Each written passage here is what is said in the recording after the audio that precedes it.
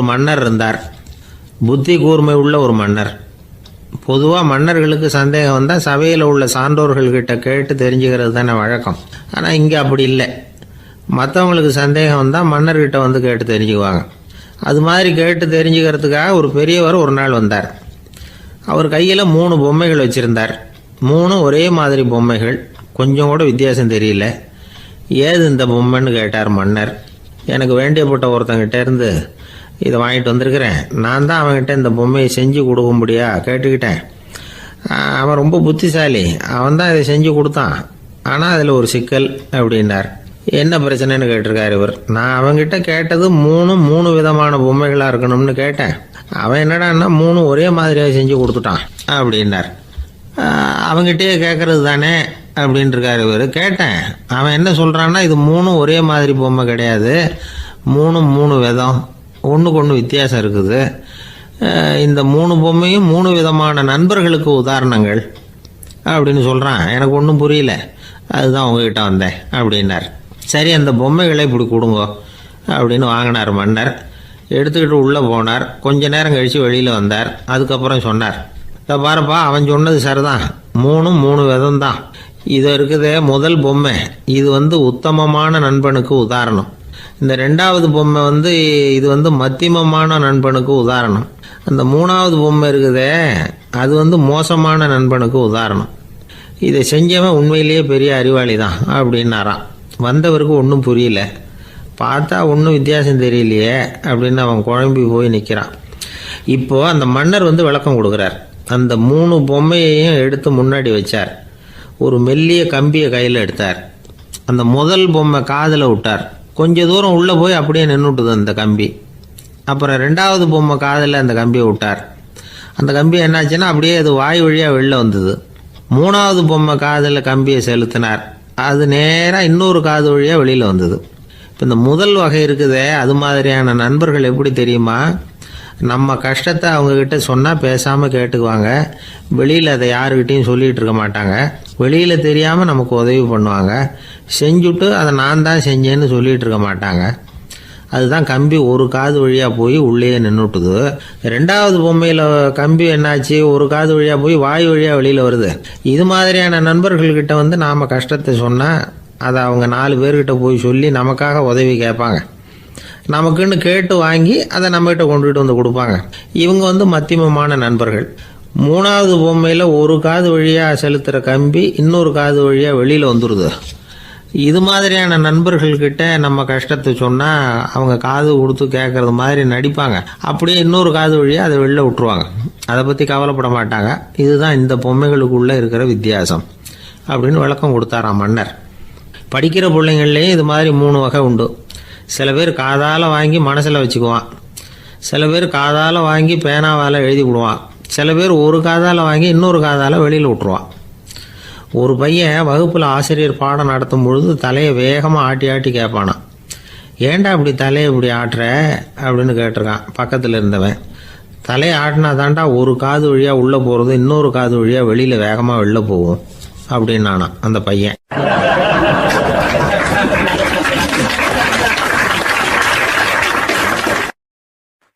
ஒரு ஊரில் ஒரு பெரிய செல்வந்தர் இருந்தார். பணத்துக்கு பஞ்சம் இல்லை. அதனால் இந்த உலகத்தில் முடியாத காரியம் எதுவும் இல்லைன்னு நினச்சார். பணம் இருந்தாலே அந்த நினப்பு தானாக வந்துடும். அதனால் இவரும் அப்படி நினச்சதில் ஒன்றும் தப்பு இல்லை. அந்த ஊருக்கு குருநானக் ஒரு தடவை வந்தார். அவருக்கு இந்த செல்வந்தர் ரொம்ப பிரமாதமாக ஒரு வரவேற்பு கொடுத்தார். ஊர் எல்லையிலேயே எங்கள் வீட்டுக்கு விருந்து சாப்பிட்டுட்டு போகணும்னு கேட்டுக்கிட்டார். அவரும் சரின்னு ஒத்துக்கிட்டார். உடனே தன்னுடைய பங்களாவில் ஒரு பெரிய விருந்துக்கு ஏற்பாடு பண்ணார். குருநானக்கை அழைச்சிட்டு வீட்டுக்கு போனார். உட்கார வச்சார். ஐயா, நான் இந்த ஊர்லேயே ரொம்ப பெரிய வசதி உள்ளவன். என்னால் எல்லாம் முடியும். உங்களுக்காக நான் என்ன செய்யணும்னு சொல்லுங்கள். எதுவாக இருந்தாலும் பரவாயில்ல, எவ்வளவு செலவானாலும் பரவாயில்ல, என்னால் செய்ய முடியும். என்ன செய்யணும்னு சொல்லுங்கள், அது போதும், நான் செய்கிறேன் அப்படின்னு நான் ரொம்ப பணிவான். இதை கேட்டதும் குருநானக் சிந்திச்சார் கொஞ்ச நேரம். அதுக்கப்புறம் தன்னோட சட்டை பைக்குள்ளே கையை விட்டு ஒரு பழைய ஊசி ஒன்று எடுத்தார்.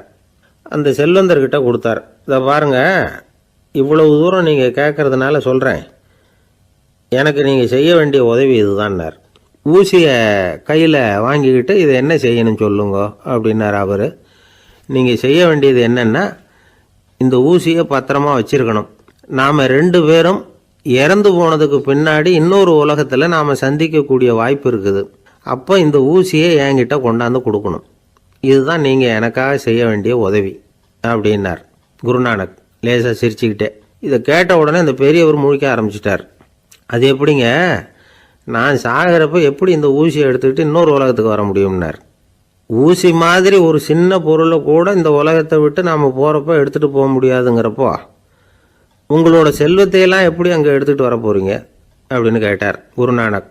அதுக்கப்புறம் தான் அந்த பெரியவர் யோசிக்க ஆரம்பித்தாராம். குருநானக் சொல்கிறார், இதை பாருங்கள், நாம் செய்கிற நல்லது கெட்டது தான் கடைசி வரைக்கும் நம்ம கூட இருக்கும். அடுத்தவங்க நல்லா இருக்கணுங்கிறதுக்காக பொருளை செலவு செய்யணும். அப்படி செய்யலைன்னா எந்த பிரயோஜனமும் இல்லை அப்படின்னார். அதுக்கப்புறம் தான் அந்த செல்வந்தரின் அறிவு கண் திறந்து தான் உடனே குருநானக்கை வணங்கினார். ஐயா, என்கிட்ட இருந்த ஆணவம் போயிட்டுது, இனிமேல் என்கிட்ட இருக்கிற செல்வத்தை நல்ல வழியில் செலவழிப்பேன் அப்படின்னாராம். நம்மக்கிட்ட இருக்கிற பணம் எப்பவும் நம்ம கூடவே வந்துக்கிட்டு இருக்காதுங்கிறதுக்கு இது ஒரு உதாரணம். அதுக்காக நாம் பணம் சேர்க்கறத பற்றி கவலைப்பட வேண்டியதில்லை, பேசாமல் படுத்து தூங்கிக்கிட்டு இருந்தால் போதும் அப்படின்னு இதுக்கு அர்த்தம் பண்ணிக்கப்படாது. முறையான வழியில் பணம் சேர்க்கணும், அதை முறையான வழியில் செலவு பண்ணணும். அதனால் ஏற்படக்கூடிய மன நிறைவு இருக்குது பாருங்கள், அது அனுபவித்தவங்களுக்கு தான் தெரியும். சொர்க்கத்துக்கு போகிறவங்க இங்கேருந்து பணத்தை எடுத்துகிட்டு போக முடியாது. ஆனால் நம்ம செல்வத்தை இங்கே மற்றவங்களுக்கு பயன்பட செய்து அதனால் ஏற்படுற புண்ணியம் இருக்குது பாருங்கள், அதை எடுத்துகிட்டு போக முடியுமா? இதுதான் ஆன்மீகவாதிகள்லாம் சொல்கிற கருத்து. ஜான் நியூட்டன் ஒருத்தர், அவர் சொன்னார், நான் எப்போவாவது சொர்க்கத்துக்கு போய் சேர்ந்தேன்னா அங்கே 3 அதிசயங்களை பார்ப்பேன்னார். என்னன்னு கேட்டாங்க. நான் யார் யார் இருக்க மாட்டாங்கன்னு நினச்சிக்கிட்டு இருந்தானோ அவங்களில் சில பேர் அங்கே இருப்பாங்க, அது ஒரு பெரிய அதிசயம்னார். சரி, அடுத்தது என்ன? 2வது அதிசயம் என்னென்னா, அங்கே இருப்பாங்கன்னு நான் எதிர்பார்த்த சில பேர் அங்கே இருக்க மாட்டாங்க அப்படின்னார். சரி, 3வது பெரிய ஆச்சரியம் என்ன அப்படின்னா, நான் அங்கே இருக்க பாருங்க, அதுதான் அந்த 3வது அதிசயம் அப்படின்னாராம்.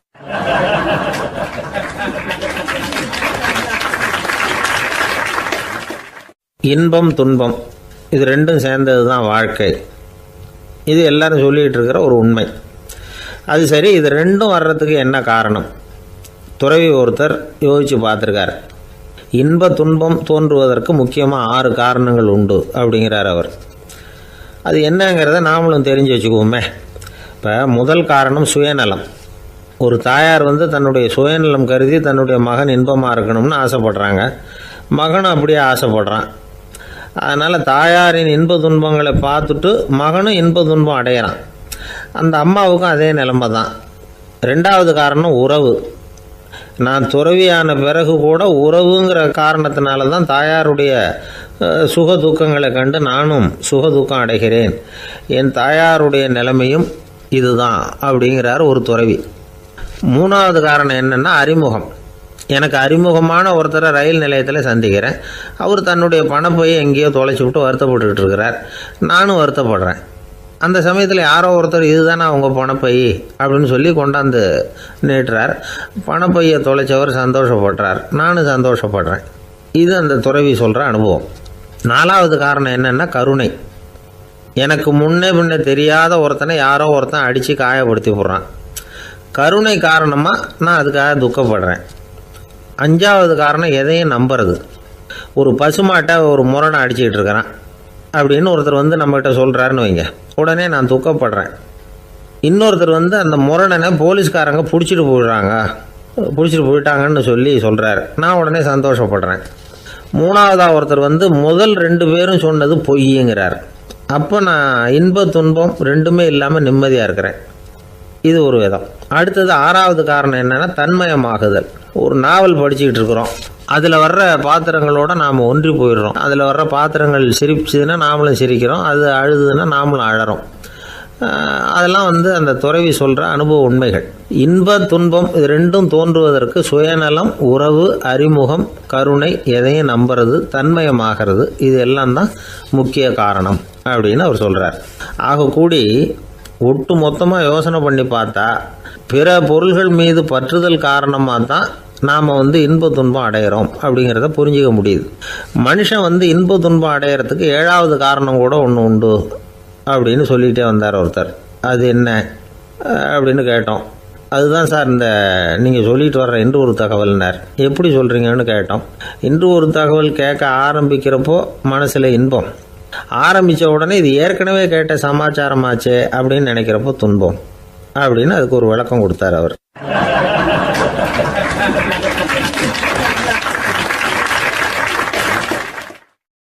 ஒரு மாணவனை பார்த்தேன். என்ன தம்பி படிப்புலாம் எப்படி இருக்குது அப்படின்னு விசாரித்தேன். அவன் ரொம்ப அழுத்துக்கிட்டான். நான் நல்லா தான் சார் படிக்கிறேன், இருந்தாலும் புத்தியில் சரியாக ஏற மாட்டேங்குது சார் அப்படின்னா. சரி, இவனும் நம்ம ரகம்தான் அப்படின்னு சொல்லி முடிவு பண்ணிட்டோம். கல்வி கற்கக்கூடிய ஒரு மாணவன் சம்பந்தப்படுற புத்திகள் பல வகை. அதை பற்றி ஒரு பெரியவர் விளக்கி இருக்கிறார். மிருத்து புத்தின்னு ஒன்று இருக்குதான். மிருத்துன்னா மண். மண்ணால் செவுறு கட்டுறோம்ல, மண் சுவரில் ஆணி அடிக்கிறதும் சுலபம், அதை பிடுங்கி எடுக்கிறதும் சுலபம். அது மாதிரி சில பேர் குரு சொல்லி கொடுக்குறத சுலபமாக கேட்டு தெரிஞ்சு வச்சுக்குவாங்க, கொஞ்ச நேரத்தில் சுலபமாக மறந்தும் போயிடுவாங்க. இது மிருத்து புத்தின்னு பேர், மண் புத்தி. தாரு புத்தின்னு ஒன்று உண்டான். தாருன்னா மரம். அதில் பச்சை மரத்தில் ஆணி அடிக்கிறது சுலபம், ஆனால் அதை எடுக்கிறது கஷ்டம். அது மாதிரி ஆசிரியர்கிட்டேருந்து கேட்டதை கவனமாக மனசில் பதிய வச்சுக்கிட்டு அதை மறக்காமல் இருக்கிறது தாரு புத்தி. பட்டை மரமாக இருந்தால் அதில் ஆணி அடிக்கிறதும் கஷ்டம், அடிக்கிற ஆணியும் சீக்கிரம் நழுவிடும். அது மாதிரி கேட்குற விஷயம் மனசில் பதியறதும் கஷ்டம். அப்படியே பதிஞ்சாலும் அது நீடிச்சு இருக்கிறதும் கஷ்டம், கொஞ்ச காலத்தில் மறந்துடும். இன்னொரு வகை புத்தி ஒன்று உண்டு, அதுக்கு பேர் சிலா புத்தின்னு பேர். சிலான்னா கல். ஒரு கருங்கல்லில் 4 துளையை போட்டு ஒரு துளையில் உளியை வச்சு அடித்தா மற்ற துளை வழியாகவும் பிளந்து கல் 2 ஆகிடும். அது மாதிரி சந்தியான இடங்களில் குறிப்பாக ஒரு பொருளை சொன்னால் அதை வச்சுக்கிட்டு மற்றதையும் தெரிஞ்சுக்கிறது, அது சிலா புத்தின்னு பேர். வேணு புத்தின்னா என்ன தெரியுமா? வேணுன்னா மூங்கில். மூங்கில் கணுவில் ஒரு பக்கம் உளியை வச்சு அடித்தா 2 பக்கமும் பிளந்துடும். அது மாதிரி ஒரு செய்தியை கேட்டுக்கிட்டு இருக்கிறப்பவே அதோட முன்பின் தொடர்களையும் தெரிஞ்சுக்கணும், அது வேணு புத்தி. தைல புத்தின்னு ஒன்று உண்டு. தைலம்ங்கிறது எண்ணெய். தண்ணியில் ஒரு துளி எண்ணெயை விட்டால் அது தண்ணி பூரா பரவி போடுதில்ல, அது இப்படி பரவுறது மாதிரி ஆசிரியர் சுருக்கமாக ஒரு கருத்தை சொன்னால் அதை வச்சுக்கிட்டு பூரா விஷயங்களையும் தெரிஞ்சுக்கணும், அது தைல புத்தி. கற்பூர புத்தின்னு ஒன்று கேள்விப்பட்டிருக்கோம். அது எப்படின்னா, கற்பூரம் தீ பட்ட உடனே பிடிச்சிக்கும். ஆசிரியர் சொன்ன உடனே நுண்ணறிவோட பாடங்களை புரிஞ்சுக்கிறது இந்த வகை புத்தி. கரி புத்தின்னு ஒன்று. அது எப்படின்னா, கரியில் நெருப்பை வச்சு விசிறிய பிறகு அதுக்கப்புறம் அது கறி நெருப்பாகும். அது மாதிரி காலம்பரை சாயந்தர வேலைகளில் ஆசிரியர் பாடம் சொல்லி கொடுப்பார், அதை கொண்டு புரிஞ்சுக்கிறது இந்த வகை. கதலித்தண்டு புத்தின்னு ஒன்று சொல்லுவாங்க. கதலிங்கிறது வாழை மரம். வாழைத்தண்டில் தீ வைக்கிறது எவ்வளவு சிரமமோ அவ்வளவு சிரமத்தோடு கல்வி கற்கிறது கதலித்தண்டு புத்தி. இதை தவிர இன்னும் சில வகையான மாணவர்களை கூட அடையாளம் காட்டுறாங்க. ஆசிரியர் சொன்னதில் நல்லதை மட்டும் எடுத்துக்கிறவன் அன்னம். ஆசிரியர் கிடைச்ச இடத்துல பாடத்தை கேட்டுக்கிட்டு பிறகு தனியாக உட்காந்து சிந்திக்கிறவன் பசு. பசுமாடு அப்படி தானே, புல் கண்ட இடத்துல மேயும், அதுக்கப்புறம் நிதானமாக அசை போட்டுக்கும். ஆசிரியர் சொன்னதை தவிர வேறு எதையும் சொல்ல முடியாதவன் கிளி. பல இடங்களில் பாடங்கள் கேட்டு கடைசியில் ஒன்றும் புரியாமல் போகிறவன் ஆடு. ஆடு ஒரு செடியில் வயிறார மேயாது, ஒரே செடியில். இக்கரைக்கு அக்கறை பச்சைன்னா அங்கேயும் இங்கேயும் அலைஞ்சிக்கிட்டே இருக்கும். சில பேருக்கு எருமைன்னு பேர். எருமை எப்படின்னா, குளத்து நீரை கலக்கி தான் குடிக்கும். அது மாதிரி ஆசிரியர் மனசை நோக செய்து பயில்கிற மாணவர்கள்லாம் இந்த ரகம். இவ்வளவுலாம் இருந்தாலும் இந்த காலத்து மாணவர்கள்லாம் ஒரு தனி ரகம். ஒரு ஆசிரியர் வகுப்பில் பாடம் நடத்திக்கிட்டு இருந்தார். இலக்கண வகுப்பு. இறந்த காலம், நிகழ்காலம், எதிர்காலம், past tense, present tense, future tense, இதை பற்றிலாம் பாடம் நடத்துகிறார். எல்லாம் சொல்லி கொடுத்துட்டு இப்போ நான் ஒரு வாக்கியம் சொல்லுவேன், அது என்ன காலம் அப்படிங்கிறத நீங்கள் சொல்லணும்னார் ஆசிரியர். சரி, நாங்கள் மாணவர்கள்லாம், நான் நாளைக்கும் பாடம் நடத்த போகிறேன், இது என்ன காலம் அப்படின்னு கேட்டார் ஆசிரியர். அதாவது நான் நாளைக்கும் பாடம் நடத்த போகிறேன், இந்த வாக்கியம் என்ன காலம்னு கேட்டார். ஒரு பையன் மெதுவாக எழுந்திரிச்சு சொன்னான், இது எங்கே போதாத காலம் சார் அப்படின்னு சொல்லிவிட்டு உட்காந்துட்டானா.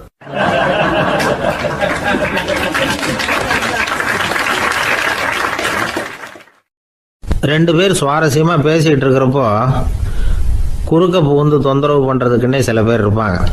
அது ரொம்ப இடைஞ்சலாக இருக்கும். இதே மாதிரி மின்காந்தம் கூட குறுக்க புகுந்து தொந்தரவு பண்ணும். கடைசியில் அது ஒரு பெரிய இடைஞ்சலில் கொண்டாந்து விட்டுரும். சில வீடுகளில் கேபிள் கனெக்ஷன் இல்லாமல் சில தனியார் டிவி காட்சிகள் தெரியும். அதுக்கு என்ன காரணம்னா இந்த மின்காந்த குறுக்கீடு தான் காரணம். இதைத்தான் சுருக்கமாக இஎம்ஐ அப்படின்னு சொல்கிறாங்க. அதாவது எலக்ட்ரோ மேக்னெட்டிக் இன்டர்ஃபியரன்ஸ். இது ஏற்படக்கூடிய இடங்கள் எது எதுன்னு எடுத்துக்கிட்டா அது ஒரு பெரிய பட்டியலாகவே போயிடும்.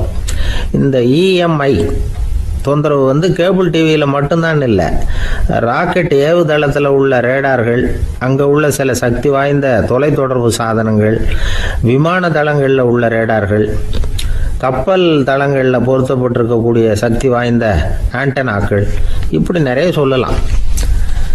காவல் நிலையங்களில் பயன்படுத்தப்படுகிற வயர்லெஸ் தொடர்பு சாதனங்கள் கூட ஓரளவுக்கு இந்த மின்காந்த அலைகளை வந்து வெளியிடும். நம்ம வீட்டில் உட்காந்துக்கிட்டு ரேடியோ கேட்டுக்கிட்டு இருப்போம் அல்லது டிவி பார்த்துக்கிட்டு இருப்போம். அந்த சமயத்தில் பக்கத்து தெருவில் ஒரு மோட்டார் சைக்கிள் அல்லது காரு, குறிப்பாக பெட்ரோல் இன்ஜின், அது போகிறப்போ அதில் உள்ள மின்கலத்தில் வந்து, அதாவது மேக்னட்டோ பேட்டரியிலிருந்து வெளிப்படுகிற மின்காந்த அலை இங்கே வந்து டிவியிலையும் ரேடியோவிலையும் கரகரப்பை உண்டு பண்ணும். சரி, இது வந்து பெருசாக என்ன இடைஞ்சலை உண்டு பண்ணிட போகுது அப்படின்னு நாம் அலட்சியமாக நினைக்கலாம். வயசானவங்களுக்கு மறதி நோயின்னு ஒன்று வரும்ல, அல்ஷமீர், அதாவது மூளையில் உள்ள செல்கள் வந்து செயலிழந்து போயிடுறது. அது செய்ய வேண்டிய வேலையை மறந்துடும். மனைவியே எதிரில் வந்து நின்னா கூட உன்னை எங்கேயோ பார்த்தது மாதிரி தெரியுதே அப்படின்னு சொல்லிட்டு இருப்பாங்க. அப்படி ஒரு மறதி. இந்த விசித்திரமான நோய்க்கு இதுவரைக்கும் மருந்தே இல்லைன்னு வேற சொல்கிறாங்க. இந்த மைக்ரோ ஓவன் அப்படின்னு சொல்லக்கூடிய சமையல் அடுப்புகள் கூட மின்காந்த அலைகளை வந்து வெளியிடுது. சமயத்தில் சில தொழிற்சாலைகளில் கூட பெரிய விபத்துக்களை இந்த இஎம்ஐ உண்டு பண்ணிவிடும். இதை பற்றி தீவிரமாக சிந்திக்க ஆரம்பித்ததே ஒரு விபத்துக்கு பிறகு தான். அமெரிக்காவுக்கும் வியட்நாமுக்கும் இடையில போர் நடந்தது. அந்த சமயம் அமெரிக்காவுக்கு சொந்தமான விமானம் தாங்கி கப்பல் ஒன்று வியட்நாமை தாக்கிறதுக்கு தயாராக ஏவுகணைகளோட கடலில் நிறுத்தி வைக்கப்பட்டிருந்தது. தற்செயலாக அந்த பகுதியில் கப்பல் தொலைத்தொடர்பு பகுதிக்கு அருகில் ஊடுருவிய இந்த சக்தி வாய்ந்த ரேடியோ அலைகள் ஏவுகணையில் இருந்த மின்னணு சர்க்கியூட்டை பூர்த்தி செஞ்சு வச்சுட்டுது. அவ்வளவுதான், ஏவுகணை அங்கேயே வெடித்து சிதறி போச்சு. 130 பேர் அந்த இடத்துலயே உடல் கருகி செத்து போட்டாங்க. ஏகப்பட்ட பொருள்கள் நாசம். இந்த விபத்துக்கான காரணம் என்னங்கிறத உடனடியாக யாராலையும் கண்டுபிடிக்க முடியல. ரொம்பவும் கடுமையாக முயற்சி பண்ணி கடைசியாக கண்டுபிடிச்சாங்க, இது வந்து இந்த இஎம்ஐ வேலை தான் அப்படின்னு. மின்னணு தொலைபேசிகள் இருக்கு, இதில் பேசும்பொழுது நம்ம காதை வந்து, அதாவது செவியை வந்து ஊடுருவக்கூடிய மின்காந்த அலையானது மூளைக்கு போய் அங்கே மூளை கட்டிகளை உருவாக்க ஊக்கம் கொடுக்குது அப்படின்னு வேற கண்டுபிடிச்சிருக்கிறாங்க. இந்த இஎம்ஐ ரொம்ப குறைஞ்ச மின்காந்த அழுத்தத்தில் நமக்கு எந்த பாதிப்பையும் ஏற்படுத்துறதில்லை. மின்காந்த அலைகள் அழுத்தத்தோடு இருக்கிற இடங்களில் ரொம்ப நேரம் இருந்தோம்னா நம்ம உடம்பின் வெப்பநிலை 2 டிகிரி செல்சியஸ் வரைக்கும் அதிகரிக்குதாம். அதனால் வெப்பநிலையை வந்து சீராக்கிறதுக்கு இதய துடிப்பும் வந்து அதிகரிக்குது. இப்படிலாம் கண்டுபிடிச்சிருக்கிறாங்க. இப்போல்லாம் இந்த மின்காந்த குறுக்கீடுகளை தடுக்கிறது எப்படி அப்படின்னு விஞ்ஞானிகள் யோசனை செய்ய ஆரம்பிச்சிருக்கிறாங்க. இந்த விஷயத்தில் அலட்சியமாக இருந்தோம்னா எதிர்காலத்தில் நிறைய பேருக்கு இந்த ஞாபக மறதி நோய் வந்துடும். அப்புறம் அது ரொம்ப கஷ்டமாக போயிடும். ஒரு குடும்ப தலைவர் தன் மனைவியை பார்த்து, யார் நீ, உன்னை எங்கேயோ பார்த்தது மாதிரி இருக்குதே அப்படின்னு சொல்லிக்கிட்டு இருந்தார். உடனடியாக அவரை போய் பார்த்தேன். வாங்க டாக்டர்கிட்ட போகலாம் அப்படின்னு. அவர் என்னை தனியாக அழைச்சிட்டு போய் காதோட காதாக மெதுவாக சொல்கிறார், இதை பாருப்பா, என் கையில் பணம் இல்லாத போகலாம் அப்படி மறதி நோய் வந்துட்டது மாதிரி நடிச்சுக்கிட்டு இருப்பேன், அவ்வளவுதான், அதை நீ கண்டுக்காத அப்படின்னார்.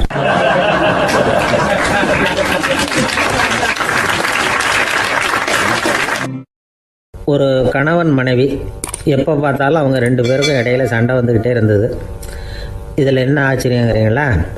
நான் அதுக்காக சொல்ல வரல, இது வேற விஷயம். அதாவது சண்டை போடாமல் இருக்கிறதுக்கு வழி சொல்கிற தகவல் இது. நான் சொன்ன அந்த கணவன் மனைவி எப்படின்னா, கணவன் ஒரு வார்த்தை சொன்னால் மனைவி கிட்டேருந்து 2 வார்த்தை பதிலாக வரும். இதுக்கு கணவன் கிட்டேருந்து 4 வார்த்தை பதிலாக வரும். இப்படி வார்த்தைகள் பெருகி போய் கடைசியில் வம்பில் வந்து முடியும். அந்த அம்மா பொறுத்து பார்த்தாங்க, அவங்களால தாக்கு பிடிக்க முடியல. பக்கத்து வீட்லேயும் ஒரு கணவன் மனைவி இருந்தாங்க, அவங்களுக்குள்ள சண்டை வர்றதில்லை. அது எப்படி அவங்களால மட்டும் சண்டை போடாமல் இருக்க முடியுது அப்படின்னு இந்த அம்மாவுக்கு ஆச்சரியம். ஒரு நாள் நேராக பக்கத்து வீட்டு அம்மாக்கிட்டே போய், ஏம்மா நீங்கள் எப்படி கணவனும் மனைவியும் சண்டை போட்டுக்காமல் இருக்கிறீங்க, அது எப்படி முடியுது உங்களால் அப்படின்னு கேட்டாங்க. அதுக்குன்னு ஒரு மருந்து இருக்குது, அதை சாப்பிட்டா சண்டை வராது அப்படின்னாங்க அவங்க. சரிங்க, அந்த மருந்தை அவர் சாப்பிட மாட்டேன்னு சொல்லிட்டா என்ன பண்ணுறது அப்படின்னு கேட்டிருக்கிறாங்க இவங்க. அந்த மருந்து அவருக்கு இல்லைம்மா, உனக்கு தான் அப்படின்னாங்களாம் அவங்க. அப்படியா, அப்படின்னா கொடுங்க, ரொம்ப நல்லதாக போச்சு. அதை எப்படி சாப்பிட்றதுங்கிற விவரத்தையும் சொல்லுங்கள், எங்கே அது கிடைக்குங்கிறதையும் சொல்லுங்கள், வாங்கிக்கிறேன் அப்படின்னு கேட்டாங்களாம் இவங்க. வேறு எங்கேயும் போய் வாங்க வேண்டாம், என்கிட்டே இருக்க அந்த மருந்து அதில் கொஞ்சம் தர்றேன், வாங்கி வச்சுக்க. உன் வீட்டுக்காரர் உன்னோட சண்டையை ஆரம்பிக்கிறப்போலாம் நீ இந்த மருந்தில் ஒரு அவுன்ஸ் வாயில் ஊற்றிக்கணும்.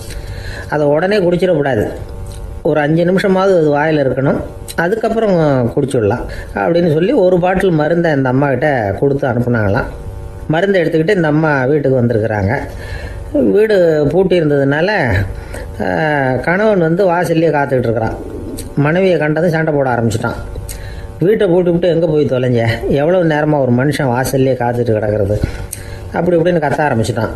மனைவி இதுக்கு பதிலே சொல்லலை. அந்த அம்மா பேசாமல் வீட்டை திறந்தாங்க, சமையல் அறைக்குள்ளே போனாங்க, ஒரு அவுன்ஸ் மருந்தை வாயில் ஊற்றிக்கிட்டாங்க. அன்னைக்கு சண்டை வந்து மேற்கொண்டு வளரவே இல்லை, நின்றுட்டுது. மருந்து பரவாயில்ல. அதுக்கப்புறம் பல சந்தர்ப்பங்களில் சண்டை வரும் போல் இருக்கிற போலாம் இந்த மருந்து அதை நிறுத்தியிருக்கு. பிரமாதமான மருந்தாக இருக்குது இதை கொஞ்சம் அதிகமாகவே வாங்கி வீட்டில் வச்சுக்க வேண்டியது தான் அப்படின்னு முடிவு பண்ணிட்டு இந்த அம்மா மறுபடியும் பக்கத்து வீட்டு அம்மாக்கிட்ட போனாங்க.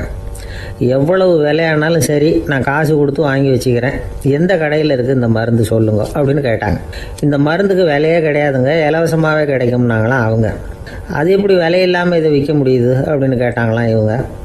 அது மருந்தாக இருந்தால் தானே விலை வைக்கிறதுக்கு, அது வெறும் தண்ணி தானே அப்படின்னாங்களாம். வெறும் தண்ணியாக சண்டையை நிறுத்துது அப்படின்ட்டு இருக்காங்க இவங்க. அது சண்டையை நிறுத்தலை, உன்னோட மௌனம் தான் சண்டையை நிறுத்துது. நீ வாயில் தண்ணியை வச்சுக்கிறதுனால எதிர்த்து பேசுறதில்ல, அதனால் உன்னுடைய கணவர் கோபம் வந்து சாந்தமாயிடுது அப்படின்னாங்களாம் அவங்க. இந்த கதையிலேருந்து சண்டையை நிறுத்துகிற மருந்து எதுன்னு தெரிஞ்சுக்கிட்டோம் இல்லையா. ஒருத்தர் என்ன பண்ணார், பாட்டிலில் வந்து தண்ணியை ஊற்றி வச்சுக்கிட்டு அவர்கிட்ட வர்றவங்களுக்கெல்லாம் இதை சிபாரிசு பண்ணலாம்னு நினச்சிக்கிட்டு உட்காந்துருந்தார். ஒரு அம்மா வந்தாங்க. இதை கேட்டுவிட்டு இதையே ஒரு மருந்து மாதிரி கொடுக்கலாம்ங்கிறது அவர் முடிவு. அதனால் பாட்டிலில் தண்ணி அடித்து வச்சுக்கிட்டு அதில் கலருக்காக என்னத்தையோ ஒரு ஜீரகம் அது மாதிரி எதையாவது கலந்து வச்சுக்கிட்டு ஒரு மருந்து மாதிரி ஒரு பாவனையில் வச்சுக்கிட்டு உட்காந்துருக்காரு. யாராவது வீட்டில் சண்டைன்னா என்கிட்ட வாங்க மருந்து தரேன்னு. ஒரு அம்மா வந்தாங்க, எனக்கு என் வீட்டுக்காரருக்கும் அடிக்கடி சண்டை வருதுங்க அப்படின்ட்டுருக்காங்க. கவலைப்படாதம்மா, நான் ஒரு மருந்து தரேன்னு சொல்லி வீட்டுக்குள்ளே போய் ஒரு பாட்டில் எடுத்து வந்து கொடுத்தாரு. பாட்டிலில் இருக்கிறது என்னங்கிறத சொல்லிவிட்டு அது பேரில் மரியாதை வராது இல்லையா, அதனால் சொல்லலை. அந்த அம்மா வாங்கிட்டு போனாங்க. 4 நாள் கழித்து திரும்பி வந்தாங்க. என்னம்மா வீட்டில் சண்டை நின்று போச்சான்னு கேட்டிருக்காரு இவர். அங்கே நின்று போச்சுங்க, இப்போ உங்ககிட்ட ஆரம்பமாக போகுதுன்னாங்களாம். என்னம்மா அப்படின்ட்டுருக்காரு அவர் பயந்து போய். பின்ன என்னங்க, நீங்கள் என்ன மருந்து கொடுத்துருக்குறீங்க என்னங்க அப்படின்னாங்களாம் கோபமாக. அது வெறும் தண்ணி தானே அப்படின்ட்டுருக்காரு இவர். தண்ணியாக இது நல்லா பாருங்கள் அப்படின்னு அந்த பாட்டிலில் நீட்டினாங்களாம். இவர் வாங்கி பார்த்துருக்காரு. அப்புறம் தான் விஷயம் புரியுது அவருக்கு. இவர் கை தவறுதலாக அவங்க வீட்டில் இருந்த மண்ணெண்ணெய் பாட்டில் எடுத்து அவர்கிட்ட கொடுத்துருக்குறாங்க. அப்புறம் என்ன ஆகும், சண்டை வராமல்.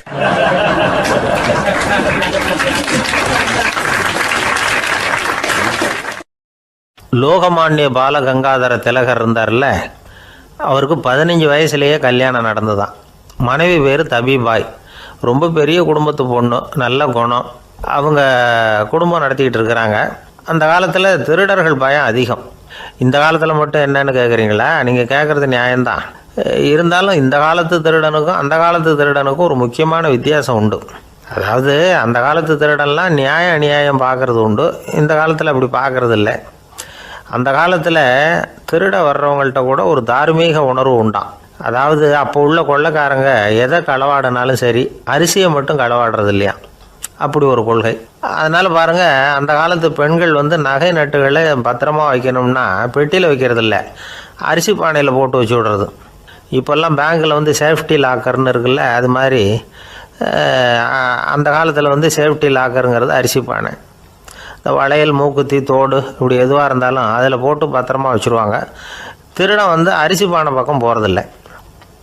ஏன்னா சாப்பிட்ற விஷயத்தில் கை வைக்கக்கூடாது, அது பாவம் அப்படின்னு அவன் நினைக்கிறான். திலகரோட மனைவி தபிபாயும் அதே மாதிரி தன்னுடைய ஆபரணங்களை ஒரு அரிசி பானைக்குள்ளே போட்டு மூடி வச்சுருந்தாங்களாம். இப்படி இருந்தப்போ ஒரு நாள் ஒரு பிச்சைக்கார பொண்ணு வீடு வீடாக பிச்சை கேட்டுக்கிட்டே வந்திருக்குது. திலகர் வீட்டுக்கும் வந்து தர்மம் போடுங்க தாயே அப்படின்னு தான் அந்த பொண்ணு. அந்த அம்மா தபிபாய் காதில் இது விழுந்திருக்கு. உடனே கை நிறைய அரிசி அள்ளிக்கிட்டு வந்து போட்டிருக்கு. பாத்திரத்தில் அரிசியை போட்டதுக்கு அப்புறம் தான் தெரியுது பளிச்சுன்னு கண்ணில் படுது. அதாவது அந்த அம்மாவோட வைர மூக்குத்தி ஒன்று அரிசியோடு சேர்ந்து அந்த பிச்சைக்கார பொண்ணு பாத்திரத்தில் போய் விழுந்துட்டுது.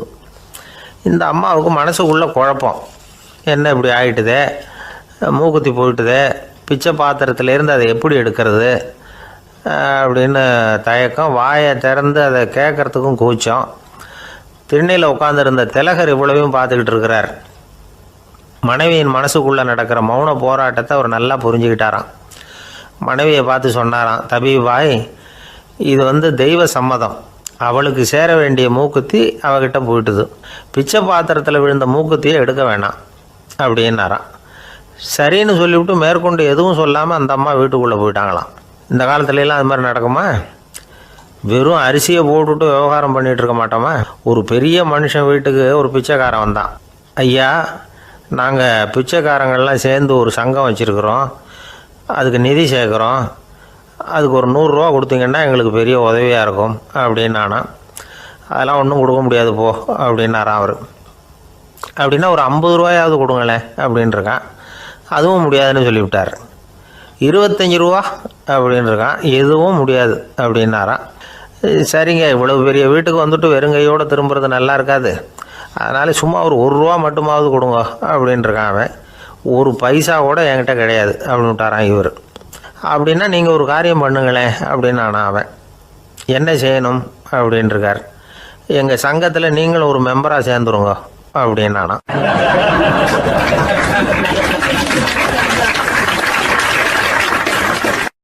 இருட்ட கண்டா பயம் உண்டாவதே அது ஏன்?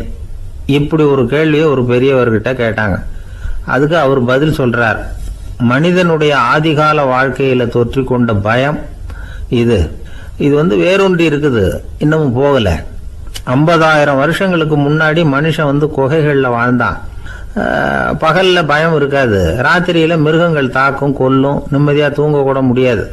அதனால இந்த மனுஷனுக்கு இரவுன்னா மரணம், பயம் அப்படின்னு பழகி போச்சு. மனிதர்களுடைய எல்லா மனசையும் சேர்த்து மொத்தமா ஒரு மனசு உண்டு. மனிதர்களுடைய நினைவு இந்த மொத்த மனசுல பதிஞ்சிருக்கு, பரவுது. இந்த மொத்த மனசுல இருட்டு பற்றிய பயம் பதிந்து நீடிக்குது அப்படிங்கிறார் அவர். இந்த காலத்துல இரவை பகலாக்கிறதுக்கு எவ்வளவோ விளக்குகள்லாம் வந்தாச்சு. ராத்திரியிலேயும் மிருகங்கள் தாக்குங்கிற நிலைமை இல்லை. பாதுகாப்பான வீடுகள், விலங்குகளும் விலகி போயிட்டு, விலங்குகள்லாம் விலகி போயிட்டு, வீடுகளும் பாதுகாப்பா இருக்குது. சரி, இருந்தாலும் அந்த பழங்கால பயம் இருட்டு பயம் இன்னமும் மனுஷனை விட்டு போகல. இன்னொரு விஷயம் என்னன்னா, இருட்டில இருந்து வெளிச்சத்துக்கு வராத மனிதர்கள் இன்னைக்கு அதிகம். ஒரு ஆளு ஆத்துக்கு மீன் பிடிக்கிறதுக்காக போனான், இன்னும் விடியல, அதுக்குள்ள வலையை எடுத்துட்டு கிளம்பி போயிட்டான். வெளிச்சம் வர்றதுக்கு முன்னாடியே போய் சேர்ந்துட்டான். விடிகிற வரைக்கும் என்ன பண்றது, சும்மா கரையிலேயே உட்காந்து காலாட்டிட்டு இருக்கிறான். காலில் ஏதோ ஒரு சின்ன மூட்டை தட்டுப்பட்டுது. இருட்டில் அது என்னன்னு சரியா தெரியல. மூட்டைக்குள்ள சின்ன சின்ன கல்லாம் நிறைஞ்சி இருக்குது. சும்மா பொழுது போகணுமேங்கிறதுக்காக இவன் அந்த மூட்டைக்குள்ள இருந்து ஒவ்வொரு கல்லா எடுத்து ஆத்துல வீசிக்கிட்டு இருக்கிறான். விடிகிற வரைக்கும் வேற வேலை இல்லைங்கிறதுனால எப்படி செஞ்சுக்கிட்டே உட்காந்துருக்கிறான். கிழக்க மெதுவா வெளிச்சம் தெரிய ஆரம்பிச்சது. பொழுது விடியறதுக்கான அறிகுறி. இதுக்குள்ள அந்த மூட்டையில இருந்த எல்லா கல்லையும் எடுத்து வீசி எறிஞ்சுட்டான். கடைசியா ஒரே ஒரு கல் மட்டும்தான் கையில பாக்கி இருந்தது.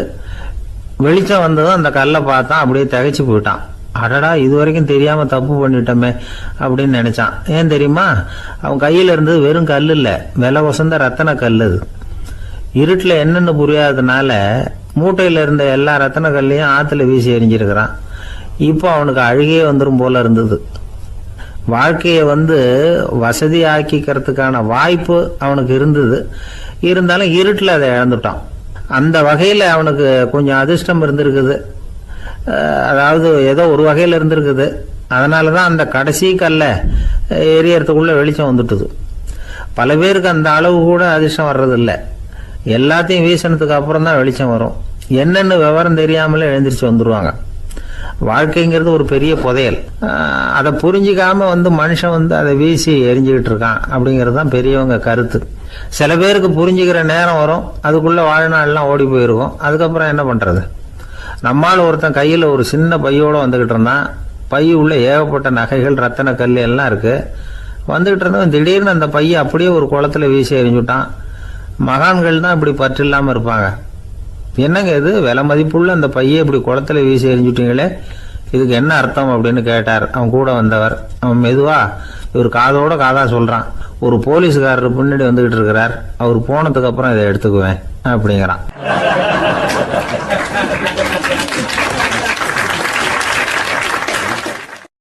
ஒரு அழகான கடற்கரை. சுற்றுலா பயணிகள் நிறைய பேர் அங்கே போகிறது வழக்கம். சனி ஞாயிறு கூட்டம் அதிகமாக இருக்கும். அதோட விளைவு என்னங்கிறது அடுத்த நாள் தான் தெரியும்.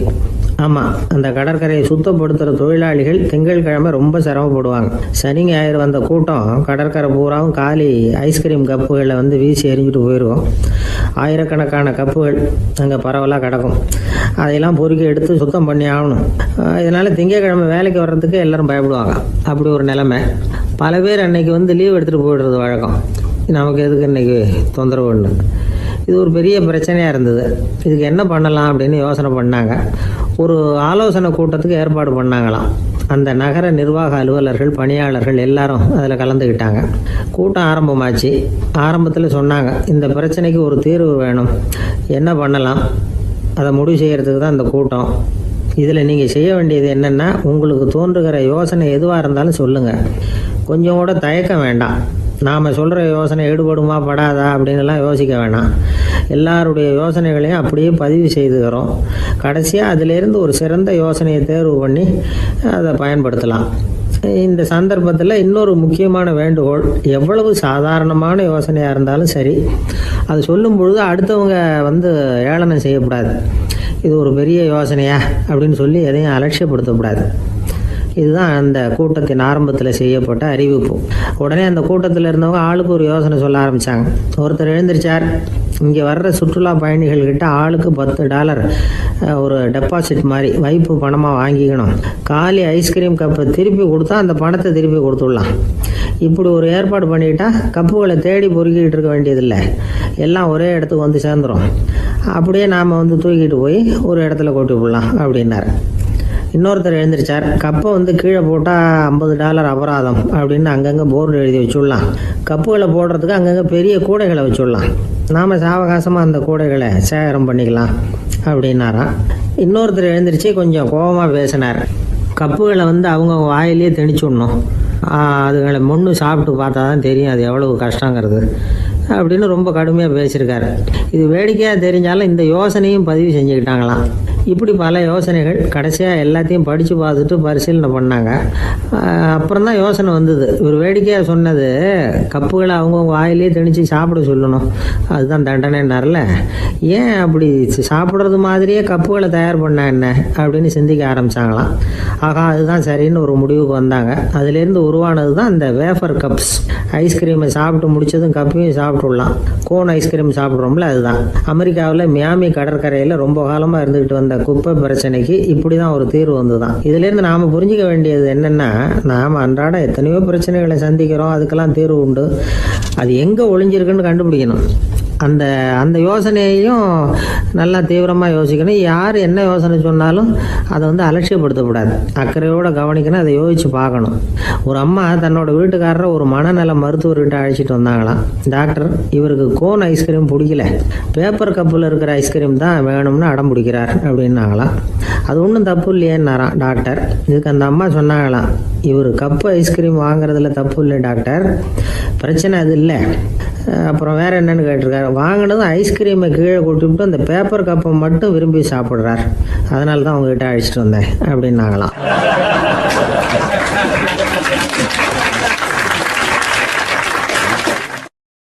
நமக்கு முன்னாடி நமக்கு வேண்டிய ஒருத்தர் ஒரு கிளாஸில் நமக்கு பழச்சாறு கொண்டாந்து வைக்கிறாருன்னு வச்சுக்கோங்க. உடனே நாம் என்ன பண்ணுவோம், எடுத்து கிடுகிடுன்னு சாப்பிட்ருவோம், அடுத்தவங்க யாரும் வர்றதுக்குள்ள. அதை விட்டுட்டு அதை கொண்டாந்து வச்சவர்கிட்டயே அதோட விலை என்ன அப்படி இப்படின்னு நான் கேட்டுக்கிட்டு இருப்போம். நாம் கேட்க மாட்டோம். ஆனால் காந்திஜி அப்படி கேட்டாராம். எப்போ தெரியுமா? 1935.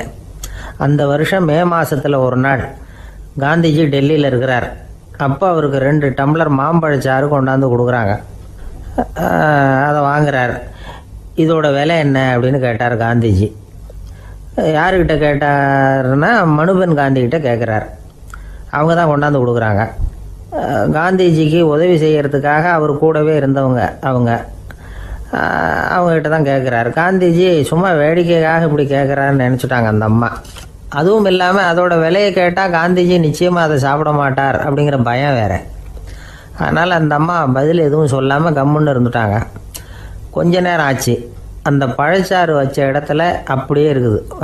வச்சபடியே இருக்குது. காந்திஜி அதை சாப்பிடவே இல்லை. மனுபென் காந்தி பார்த்தாங்க. மெதுவாக காந்திஜிக்கிட்ட போய் அதை சாப்பிடுங்களேன் அப்படின்னாங்க. பழச்சாறு விலை என்னன்னு கேட்டேன். அதுக்கு பதில் இல்லை. அது முதல் தப்பு. பதிலை எதிர்பார்த்திருந்தும் அதை பற்றி விசாரிக்கலை. அது 2வது தப்பு. இப்படி 2 தப்புகளை பண்ணிவிட்டு என்கிட்ட வந்து இதை சாப்பிடுங்கன்னு சொன்னால் அது எப்படி அப்படின்னு கேட்டாராம் காந்திஜி. மனுபென் காந்தி என்ன சொல்கிறதுன்னு தெரியாமல் திகைச்சு போய் நின்றுக்கிட்டு இருந்தாங்க. காந்திஜி தொடர்ந்து சொன்னாராம், இப்போ என் முன்னாடி வச்சிருக்கிற இந்த பழச்சாறு விலை சுமாராக ஒரு ₹1/2 இருக்கும். அது அந்த காலத்து மதிப்பு. இந்த பழச்சாறு இல்லாமல் கூட என்னால் இருக்க முடியும். ஆனால் அவசியமான பொருள்களை வாங்கிறதுக்கு கூட சக்தி இல்லாத மக்கள் இந்த நாட்டில் நிறைய பேர் இருக்கிறாங்க. அப்படி இருக்கிறப்போ எனக்கு என்னத்துக்கு இந்த விலை உயர்ந்த பானம்? இதை இப்போ நான் சாப்பிட்டா என் உடம்பு வேணும்னா ஆரோக்கியமாகலாம், ஆனால் என் மனசு அமைதி அடையாது. எனக்கு என்னுடைய உடல் ஆரோக்கியத்தை விட மன ஆரோக்கியம்தான் முக்கியம். அதனால் இதை நான் சாப்பிட மாட்டேன், எடுத்துகிட்டு போயிடு அப்படின்னாராம். அந்த சமயத்தில் ஒரு அகதி பொண்ணு 2 குழந்தைகளோட காந்திஜியை பார்க்குறதுக்காக வந்தது. வணக்கம் சொல்லிச்சு. காந்திஜி உடனே தனக்கு முன்னாடி இருந்த பழச்சாற்றை எடுத்து அந்த பொண்ணுக்கிட்டையும் குழந்தைகள்கிட்டையும் கொடுத்து சாப்பிட சொன்னார். அவங்க அதை வாங்கி ரொம்ப சந்தோஷத்தோடு சாப்பிட்டாங்களாம். அதை பார்த்த காந்திஜி முகத்தில் ஒரு புன்னகை, ஒரு பரவசம், ஒரு திருப்தி. அவர் மனசு நிறைஞ்சி இருந்தது. அப்போ அவர் சொன்னாராம், ஆண்டவன் எனக்கு எப்பவும் சரியான சமயத்தில் கை கொடுப்பாருங்கிறது அதுக்கு இதுதான் அத்தாட்சி. நான் ஒரு இக்கட்டான சூழ்நிலையில் இருக்கிறப்ப கூட கடவுளின் கருணையால் அந்த சூழ்நிலை என்னை பாதிக்கலை. என் கூட இவ்வளவு நாள் பழகியும் கூட இங்கே இருக்கிறவங்க எனக்கு அதிக விலையுள்ள பழரசத்தை கொடுத்தாங்க. ஆனால் சரியான நேரத்தில் அதை சாப்பிட வேண்டியவங்களை என்கிட்ட அனுப்பி வச்சு என்னை சந்தோஷப்படுத்தினார் கடவுள். அவருக்கு நன்றி அப்படின்னாராம் மகாத்மா காந்தி. உடல் ஆரோக்கியத்தை விட மன ஆரோக்கியம்தான் எனக்கு முக்கியம்னு சொன்னார் பாருங்கள். அதை நாம் எல்லாரும் மனப்பூர்வமாக இன்றைக்கி சிந்திச்சு பார்க்கணும். இந்த காலத்தில் எல்லாரும் அப்படியா நினைக்கிறாங்க? எனக்கு தெரிஞ்ச ஒருத்தர் இருந்தார். தினமும் காலையில் ஒரு காஃபி சாப்பிட உட்கார்ற நேரத்தில் பக்கத்து வீட்டுக்காரர் வந்து சேருவார் கரெக்டாக. உடனே அவரும் தனக்குன்னு வந்திருக்கிற காப்பியை எடுத்து மனப்பூர்வமாக பக்கத்து வீட்டுக்காரர்கிட்ட கொடுத்துருவார். அதுக்கப்புறம் அவருக்காக வேறு காப்பி போட்டு கொண்டாந்து கொடுத்தாலும் வேண்டான்னு சொல்லிடுவார். ஆண்டவனாக பார்த்து சரியான நேரத்தில் அவரை எங்கள் வீட்டுக்கு தினமும் அனுப்பி வைக்கிறார் அப்படிம்பார். ஏன் அப்படி சொல்கிறீங்க அப்படின்னு கேட்டோம் ஒரு நாள். அதுக்கு அவர் சொல்கிறார், எனக்கு என்னோட உடல் ஆரோக்கியம்தான் முக்கியம்.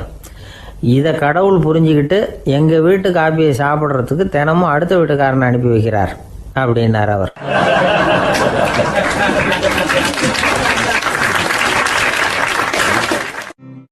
காஞ்சிபுரத்தில் பல்லவ ராஜா ஒரு கோவில் கட்டினார், கைலாசநாதர் கோவில். அதுக்கு கும்பாபிஷேகம் பண்ணுறதுக்கு ஒரு நாள் குறிப்பிட்டு அதுக்கு வேண்டிய ஏற்பாடுகள்லாம் பண்ணினார். முதல் காரியமாக கடவுளை வேண்டிக்கிட்டார், நீங்கள் இந்த கும்பாபிஷேகத்துக்கு நேரில் வந்து கலந்துக்கணும்னார். கடவுள் அந்த ராஜா கனவுல வந்தார். நீ கும்பாபிஷேகம் வச்சிருக்கிற அதே நாளில் அதே நேரத்தில் எனக்கு இன்னொரு ஊரில் ஒரு கும்பாபிஷேகம் இருக்குது, அதுக்கு போக வேண்டியிருக்கு. அதாவது திருநின்ற ஊரில் என்னுடைய பக்தர் ஒருத்தர், அவரும் ஒரு கோயில் கட்டி கும்பாபிஷேகம் செய்கிறார். நான் அதுக்கு போக வேண்டியிருக்கு, அதனால் உன்னுடைய தேதியை நீ மாற்றி வச்சுக்கோ அப்படின்னார். கடவுள் தான் எங்கேயும் இருக்கிறவராச்சே, அவர் நினச்சா 2 இடத்துலையும் இருந்து கோயில் கும்பாபிஷேகத்தை நடத்த முடியாதா? ஏன் அப்படி செய்யலை? அது ஒரு முக்கியமான காரணத்துக்காகத்தான். திருநின்ற ஊரில் இருந்த பூசலாருங்கிற அந்த அடியாரின் பெருமையை இந்த உலகத்துக்கு எடுத்து காட்டணுங்கிறதுக்காகத்தான் கடவுள் அந்த ராஜா கிட்ட அப்படி சொன்னார். சரி, அந்த அடியார் அப்படி என்னதான் பெருசாக கோயில் கட்டி விட்டார்? ராஜா கட்டின கோயிலை விட பெருசா? அவர் கட்டினது கருங்கல்லாலேயோ மண்ணாலேயோ மரத்தாலேயோ இல்லை. அவர் கட்டின கோயில் வேறு மாதிரி. அது மனசால் கட்டின கோயில், மனசுக்குள்ளே இருக்கிற கோவில், மனக்கோவில். அந்த அடியார் தன்னோட மனசுக்குள்ளே மாதக்கணக்காக ஒவ்வொரு கல்லாக சேர்த்து கட்டின கோவில். இந்த விஷயம் ராஜாவுக்கு தெரியாது. அவர் என்ன நினச்சிட்டாரு, அது நாம் கட்டின கற்கோயிலை விட ரொம்ப பெருசாக இருக்கும் போல இருக்கு அப்படின்னு நினச்சிட்டார். சரி, அப்பேற்பட்ட அந்த கோயிலை தரிசனம் பண்ணிவிட்டு வருவோம் அப்படின்னு நினச்சி ராஜா திருநின்ற ஊருக்கு போகிறார். அங்கே போய் பார்த்தா கோயிலையும் காணும், ஒன்றையும் காணும். கடைசியில் பூசலார் கட்டின மனக்கோவில் தான் அதுங்கிறத அவர் புரிஞ்சுக்கிறார். உடனே அந்த அடியாரின் காலில் விழுந்து வணங்குறார். அவரோ, இது மனசால முயன்ற கோவில், இதுக்கு இத்தனை பெருமையா அப்படின்னு ஆச்சரியப்படுறார். இதில் ஆச்சரியப்படுறதுக்கு ஒன்றும் இல்லை. ஆண்டவன் விரும்புறது அகபக்தியை தவிர புற தோற்றங்களே அல்ல. இதை நாம் புரிஞ்சுக்கிட்டோம்னா நமக்குள்ள எந்த வேறுபாடுகளும் வர்றதுக்கு வழியே இல்லை. இன்னொரு ராஜா இருந்தார். அவர் ஆண்டவனுக்கு படைக்கிறதுக்காக ஒரு தார் நல்ல செவ்வாழைப்பழமாக எடுத்துக்கிட்டு போகணும்னு நினச்சார். அதனால் நாளே அதை வாங்கிட்டு வர சொன்னார் வேலைக்காரங்கிட்ட. வேலைக்காரன் போனால் கடைத்தெருவில் ஒரு தார் பழம் வாங்கினா, வர்ற வழியில் அவன் குடிசை. அப்படியே எட்டி பார்த்துட்டு போவோமேன்னு நினச்சான். போனான். அங்கே இவனோட குழந்தை பாவம் பசியால் கத்திக்கிட்டு இருக்கு. இவன் பார்த்தான், இவ்வளவு பெரிய தாரில் ஒரு 2 பழம் எடுத்தா தெரியவா போகுது அப்படின்னு நினச்சி ஒரு 2 பழத்தை பிச்சு அந்த குழந்தைகிட்ட கொடுத்தான். அதை வாங்கி வயிறார சாப்பிட்டுது. பசி அடங்குச்சு, விளையாட போயிட்டுது. இவன் அதுக்கப்புறம் வாழைப்பழத்தை எடுத்துக்கிட்டு அரண்மனைக்கு வந்தான். 2 பழம் பிச்சிருக்கிறது ராஜாவுக்கு தெரிஞ்சு போச்சு. இவன் உண்மையை சொல்லிவிட்டான். உடனே ராஜா, கடவுளுக்கு படைக்க வேண்டிய பொருளை குழந்தை எச்சில் பண்ண விட்டுருக்கியே அப்படின்னு சொல்லி அவனை கட்டி வச்சு சாட்டையால் அடித்தார். பாவம். மறுநாள் பழத்தை கோயிலுக்கு எடுத்துகிட்டு போனார். கடவுள் முன்னாடி வச்சார். கடவுள் கண்ணை திறந்து பார்த்தார், பழம்லாம் அழுகி இருக்குது. என்ன இது அழுகி போன பழம் அப்படின்னார். ராஜா முழிச்சார். நல்லா தானே இருந்தது அப்படின்னு நினச்சார். அப்போ கடவுள் அந்த ராஜா கிட்ட சொன்னாராம், இதை பார்ப்பா, இந்த தாரில் 2 பழம் தான் நல்ல பழம். அந்த 2 பழங்களையும் நேற்றுக்கே நான் சாப்பிட்டுட்டேன் அப்படின்னாராம். அப்போ தான் ராஜாவுக்கு புரிஞ்சுது, ஏழை குழந்தையின் பசியை தீர்க்கறதுக்காக உதவுன அந்த 2 பழம்தான் இறைவன் சாப்பிட்ட பழம்னு. இறைவன் இருக்கிற இடம் எது? இதுதான். இந்த உலகத்தில் மனுஷன் எவ்வளவோ தவறுகள் செய்கிறான். அதுக்கெல்லாம் என்ன காரணம்? அதை பற்றின ஆராய்ச்சி தான் இன்னைக்கு. இதுக்கு ஆராய்ச்சி என்னத்துக்கு? அது தெரிஞ்ச விஷயம் தானே அப்படின்னு நீங்கள் நினைக்கலாம். ஆனால் அப்படி அலட்சியமாக இந்த விஷயத்தை விட்டுறக்கூடாது. பொதுவாக எல்லோரும் நினைக்கலாம், எது சரி எது தவறு அப்படின்னு தெரியாததுனால தான் மனுஷன் தப்பு பண்ணுறான் அப்படின்னு. ஆனால் அப்படி சொல்லிட முடியாது. மனுஷன் தெரிஞ்சே தான் தவறுகள் பண்ணுறான். இப்போ உதாரணத்துக்கு, ஒரு சாலையில் இடது பக்கம் போக வேண்டிய ஒருத்தர் நடுக்கோட்டை தாண்டி வலது பக்கமாக வண்டியை ஓட்டிகிட்டு போகிறாருன்னு வச்சுங்க. என்னப்பா இது தப்பு இல்லையா அப்படின்னு அவர்கிட்ட கேட்டால், அதெல்லாம் எனக்கு தெரியும், நீ உன் வேலையை பார்த்துட்டு போ அப்படிம்பார். வலது பக்கமாக போகிறது தப்புன்னு தெரிஞ்சே தான் அவர் அப்படி செய்கிறார், அப்படி போகிறார். பெரிய உத்தியோகத்தில் இருக்கிறவங்க கூட லஞ்சம் வாங்குறாங்க. அவங்களுக்கெல்லாம் லஞ்சம் வாங்குறது தப்புன்னு தெரியலன்னு அர்த்தம். திருடுறது தப்புன்னு தெரியாமலாம் மனுஷன் திருடுறான். நல்லாவே தெரியும். நீங்கள் வேணும்னா கேட்டு பாருங்கள், வேறு வழி இல்லை அதனால தான் திருடுறேன்பா. திருடுறது ஒரு புண்ணியமான காரியம்னு திருடனே கூட சொல்ல மாட்டான். திருடுறது தவறுங்கிறது திருடனுக்கு தெரியும் அப்படிங்கிறத விளக்கிறதுக்காக ஒரு பெரியவர் ஒரு கதை சொன்னார். அதாவது 2 திருடர்கள் 2 பேரும் சேர்ந்து ஒரு வீட்டுக்கு போய் ஒரு 10,000 ரூபாயை திருடிட்டு வந்துடுறாங்க. ஒரு காட்டு வழியாக வந்துக்கிட்டு இருக்கிறாங்க. இன்னும் விடியல. 2 பேருக்கும் தூக்கம் கண்ணை சுற்றுது. சரி, இப்படியே ஒரு மரத்தடியில் படுத்து தூங்குவோம், காலையில் விடிஞ்சதும் இந்த பணத்தை 2 பேரும் பங்கு போட்டுக்குவோம் அப்படின்னு முடிவு பண்ணுறாங்க. அதே மாதிரி படுத்து தூங்குறாங்க. நடு ராத்திரியில் ஒரு திருடன் முழிச்சிக்கிறான். விடிகிற வரைக்கும் காத்துக்கிட்டு இருந்தால் 5,000 ரூபா தான் கிடைக்கும், இப்போவே கம்பி நீட்டினா 10,000 ரூபா கிடைக்கும் அப்படின்னு யோசித்து பார்த்துட்டு ஒரு முடிவுக்கு வந்தான். மெதுவாக அந்த 10,000த்தையும் சுருட்டிக்கிட்டு அடுத்தவனுக்கு தெரியாமல் ஓடி போயிட்டான். விடியுது. அடுத்தவன் எழுந்திரிச்சு பார்க்குறான். பணத்தையும் காணலை, பாகஸ்தனையும் காணலை. இந்த திருடன் அந்த திருடனை திட்டுறான், திருட்டு பய, அயோக்கிய பய, இப்படி அநியாயமாக கிளப்பிட்டு போட்டானே அப்படிங்கிறான். இதுலேருந்து என்ன தெரியுது? தெரியாமல் எடுத்துக்கிட்டு போகிறது திருட்டு, அயோக்கியத்தனம், அநியாயம் அப்படிங்கிறது இவனுக்கு தெரிஞ்சிருக்குது. அதனால தான் அடுத்தவனை பார்த்து இப்படி திட்டுறான். அதனால் தெரியாததுனால மனுஷன் தவறு பண்ணுறான்னு சொல்கிறது சரியில்லை. அப்படின்னா மனுஷன் பண்ணுற தவறுகளுக்கு உண்மையான காரணம் தான் என்ன? இதே சந்தேகம் அர்ஜுனனுக்கும் வந்துதான். அதனால தான் அவன் வந்து பகவானை பார்த்து கேட்குறான், மனுஷன் வந்து தன் விருப்பத்துக்கு விரோதமாக ஏதோ ஒரு சக்தியினால பலாத்காரமாக இழுக்கப்பட்டது மாதிரி பாவம் பண்ணுறானே, அந்த சக்தி என்ன அப்படின்னு கேட்குறான். இதுக்கு பகவான் பதில் சொல்கிறார், காமமும் குரோதமும் தான் அந்த சக்திகள், அதாவது ஆசையும் சினமும். இது ரெண்டும் உன்னுடைய எதிரிகள் அப்படிங்கிறத புரிஞ்சுக்கோ அப்படிங்கிறார். இன்னமும் நுணுக்கமாக பார்த்தா காமத்தினுடைய மறு உருவங்கள் தான் குரோதமும் லோபமும். ஆசை நிறைவேறலைன்னா குரோதம், அதாவது கோபம். ஆசை நிறைவேறிட்டதுன்னா லோபம், அதாவது பேராசை. பாவத்தை கண்ட்ரோல் பண்ணணும்னா அதுக்கு மெயின் சுவிட்ச் எது அப்படிங்கிறது இப்போ தான் தெரியுது. அதுக்கு மனுஷன் தெரிஞ்சே தான் தவறு பண்ணுறான் அப்படின்னு பேசிக்கிட்டோமே. அதுக்கு ஒரு உதாரணம், ஒரு ஆள் ஹோட்டலில் சாப்பிட போனான், சாப்பிட்டு முடித்தான், எழுந்திரிச்சு வந்து முதலாளிகிட்ட பில்லை கொடுத்தான், காசை கொடுக்கல. முதலாளி பணம் கொடுன்னு கேட்டார். இவன் என்கிட்ட பணம் இல்லைன்னா. முதலாளி கொஞ்சம் கூட அலட்டிக்கல, உள்ளே இருந்து ஒரு ஆளை கூப்பிட்டார். இவனை கூப்பிட்டுட்டு போய் இட்லி மாவு ஆட்ட சொல்லுன்னார். இவனும் கவலைப்படாமல் உள்ளே போயிட்டான். அப்போது அழைச்சிட்டு போகிற ஆள் கேட்குறான், ஏன் சார் சாப்பிட்றதுக்கு முன்னாடி காசு இல்லைங்கிறது உங்களுக்கு தெரியாதா அப்படின்னு கேட்குறான். தெரியும், காசு இல்லைங்கிறதும் தெரியும், காசு இல்லாமல் சாப்பிட்டா மாவாட்டணுங்கிறதும் தெரியும் அப்படின்னா அந்த ஆள். அப்படின்னா நீங்கள் உங்கள் வீட்லேயே சாப்பிட்ருக்கலாமே அப்படின்னு கேட்குறான் அவன். அதுக்கு இவர் சொல்கிறாரு, அது எப்படி, அங்கே சாப்பிட்டாலும் நான் இதே வேலையை தானே செய்ய வேண்டியிருக்கும் அப்படின்னாராம்.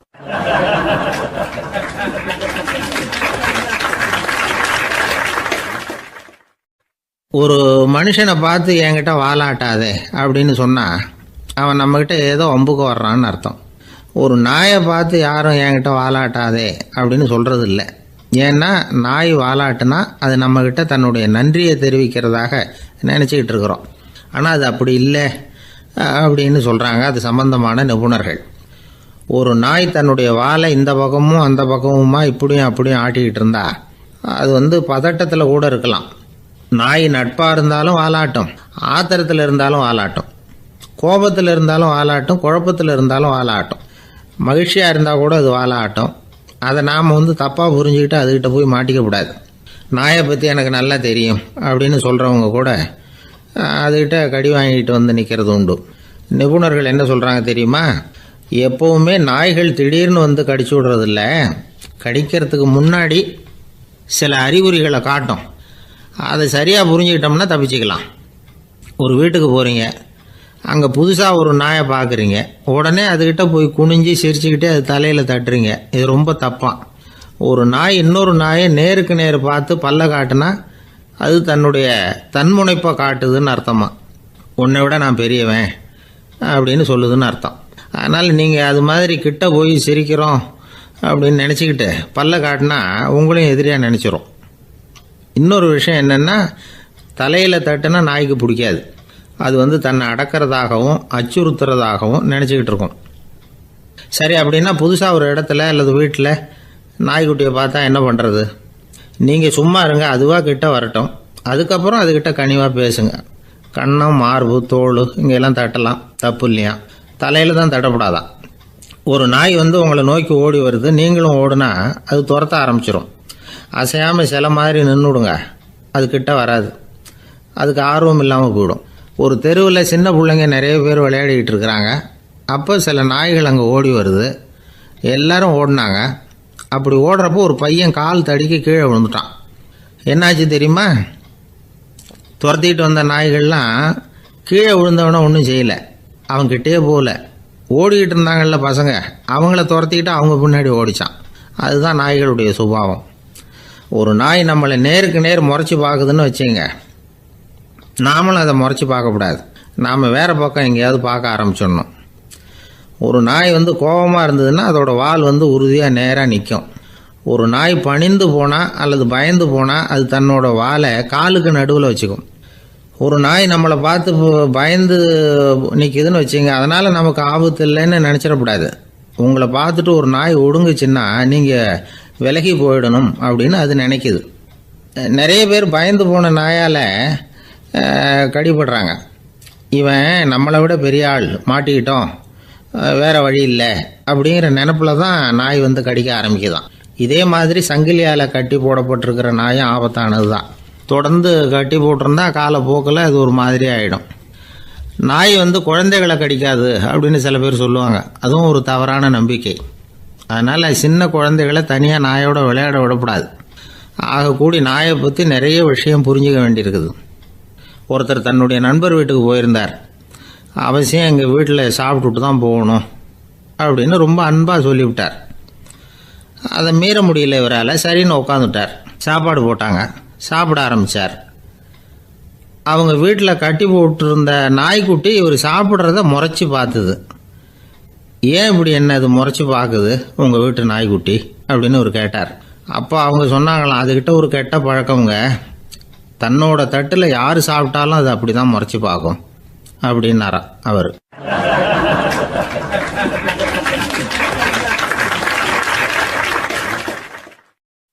வயிறு பசிக்குதேங்கிறது சிலரோட கவலை, வயிறு பசிக்க மாட்டேங்குதே அப்படிங்கிறது சில பேரோட கவலை. ரெண்டு விதமான கவலைக்கும் வயிறு தான் காரணமாக இருக்குது. வயிறு பசிச்சதுன்னா அது இயற்கை, வயிறு பசிக்கலைன்னா அது வியாதி. ஆனால் பசியையும் நாம் பசிப்பிணி அப்படின்னு தான் சொல்லுவோம். என்ன காரணம்? வியாதியை போக்க வேண்டியது எவ்வளவு முக்கியமோ அதை விட முக்கியம் பசியை போக்க வேண்டியது. ஒரு சமுதாயத்தில் பசிப்பிணியே இருக்கக்கூடாது. அதுதான் நல்ல சமுதாயம். பசியை போக்கணும்னா சாப்பாடு போடணும், பசியின்மையை போக்கணும்னா வைத்தியம்தான் பண்ணணும். இது சம்பந்தமாக எவ்வளவோ ஆராய்ச்சிகள் நடக்குது. நிறைய மருந்து கண்டுபிடிச்சிருக்கிறாங்க.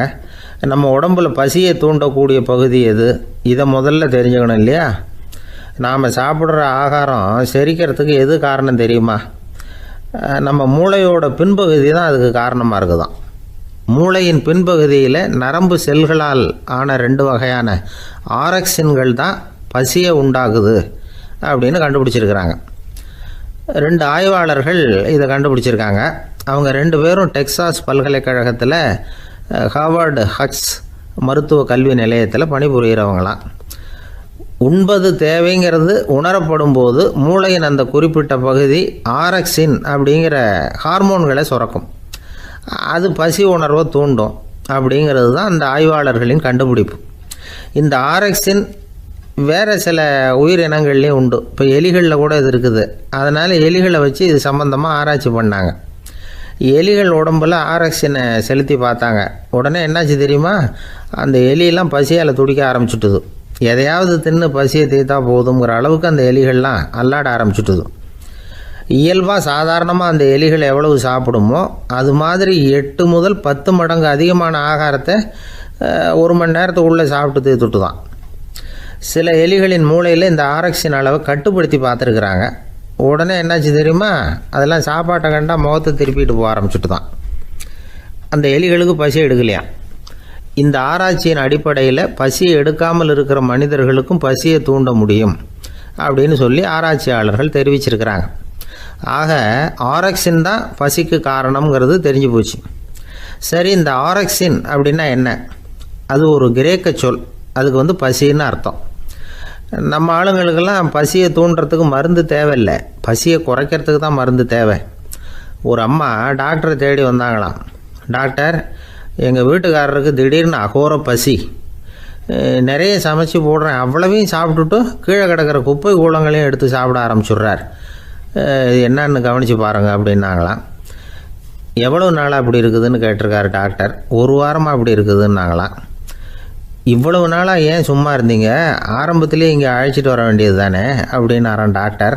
அது ஒன்றும் இல்லை டாக்டர், வீடு பூரா சுத்தமாகட்டுமேன்னு பார்த்துக்கிட்டு இருந்தேன் அப்படின்னாங்களாம் அந்த அம்மா.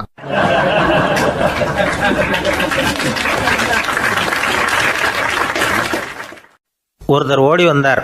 இன்னொருத்தரை பார்த்து, சார் உங்கள் சைக்கிளை ஒரு நாள் இரவல் கொடுங்களேன், பக்கத்து ஊருக்கு போயிட்டு வர வேண்டியிருக்கு அப்படின்னார். இவர் சைக்கிளை கொடுத்து பத்திரமா கொண்டுகிட்டு போங்கன்னார்.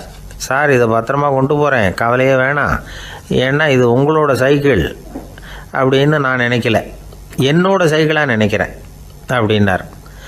அதுக்கப்புறம் தான் இவருக்கு உண்மையாகவே பயம் வந்துட்டுது. ஏன்னா அவர் சொன்னது மாதிரி அதை தன்னோட சைக்கிளாகவே நினச்சி தள்ளிட்டு போட்டால் என்ன பண்ணுறது? எதை நம்முடையதாக நினைக்கணுங்கிறதுக்கு ஒரு வரையறை இருக்குது. சில பேர் ஆஃபீஸையே வீடாக நினச்சி விடுறது உண்டு. அப்படிப்பட்டவங்க கூட வீட்டை ஆஃபீஸாக நினைக்கிறதில்ல. ஏன்னா வீட்டில் இவர் ஆஃபீஸராக நடந்துக்க முடியறதில்ல. இதெல்லாம் ஒரு பக்கம் இருக்கட்டும். இப்போ விஷயத்துக்கு வருவோம். பொறியியல் மேதை டாக்டர் விஸ்வேஸ்வரய்யா இருந்தார் இல்லையா, பாரத ரத்னா விருதெல்லாம் கொடுத்தாங்களே. ஆஃபீஸ் வேலை வேறு, சொந்த வேலை வேறு அப்படிங்கிறதுக்கு ஒரு உதாரணமாக இருந்தவர் அவர். மைசூர் மகாராஜா கிட்ட திவானாக இருந்தார். அவர் ஒரு நாள் அரசாங்க வேலை காரணமாக வெளியூர் போயிருந்தார். ஹாசன்கிற ஊருக்கு பக்கத்தில் ஒரு பயண மாளிகை, அங்கே தங்கிவிட்டார். ராத்திரி அங்கே தங்கி இருந்துட்டு விடிஞ்சதும் ஊருக்கு திரும்புறதாக திட்டம். ராத்திரி தூங்கிறதுக்கு ரொம்ப நேரம் ஆகிட்டுது.